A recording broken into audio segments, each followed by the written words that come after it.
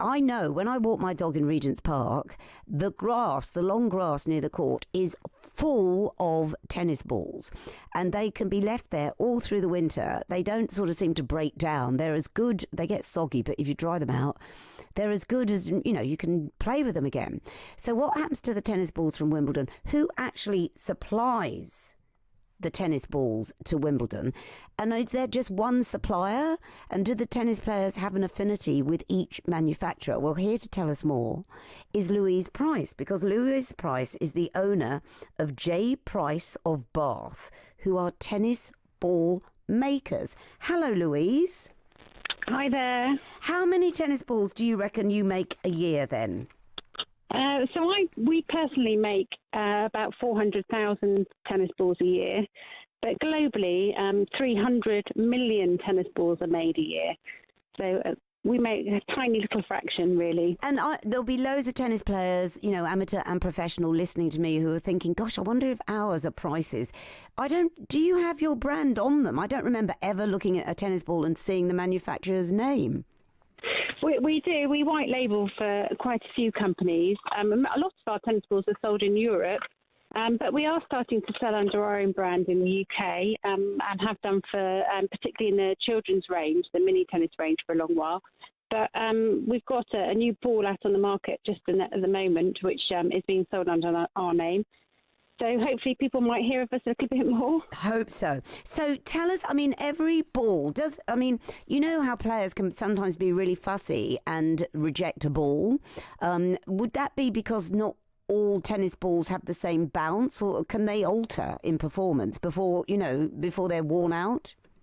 So in a tournament, people are expecting to play with a pressurised ball, and when you see players bounce and feel the ball from the bounce, they can tell, a really good player can tell whether that ball has got enough pressure in to get the right hits that they want, the right performance. So, absolutely a fantastic player can tell the difference, and certainly lots of people have different preferences for different brands. Do you supply Wimbledon?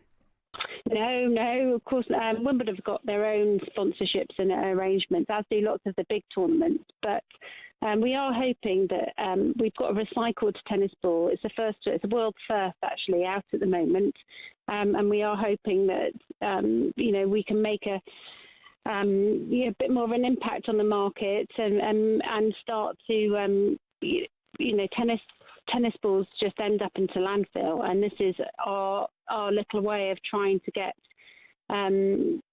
people a bit more aware of finding a solution to that problem. And you're absolutely right. And I suppose if you're playing a championship, though, a recycled tennis ball, they're never going to use them. But for us amateurs and for schools, for instance, we couldn't we? Yeah, a recycled tennis ball could be used for Wimbledon. At the moment, we're working to put that ball in to be ITF approved, International Tennis Federation approved. That's what it's taken so long to do, because it's a performance ball.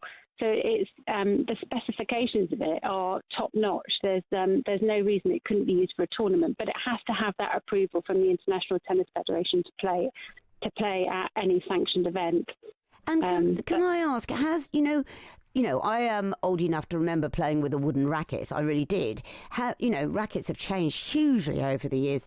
Do tennis balls?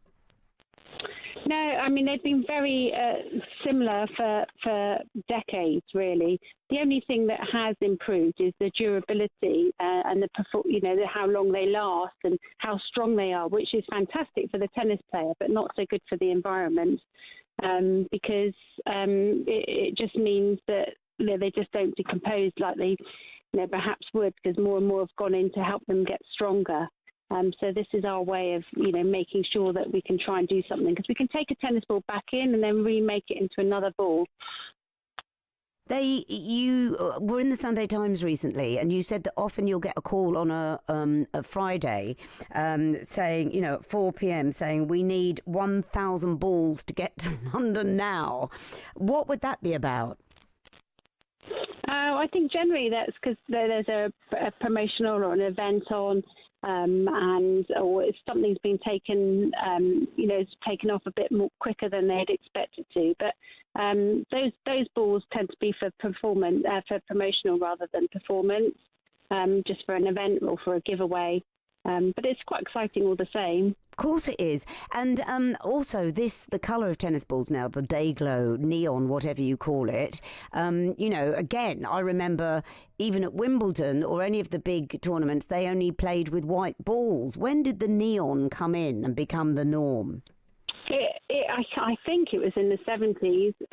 It was because of television and colour being televised, not being able to see it on screen.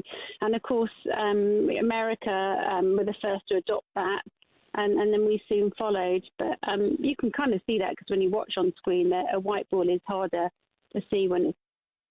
Well, it's lovely to talk to you, and congratulations, Louise, on your company. She is the very proud owner of J. Price of Bath, the tennis ball makers. And yeah, good luck with recycled ones. That'd be really good, wouldn't it?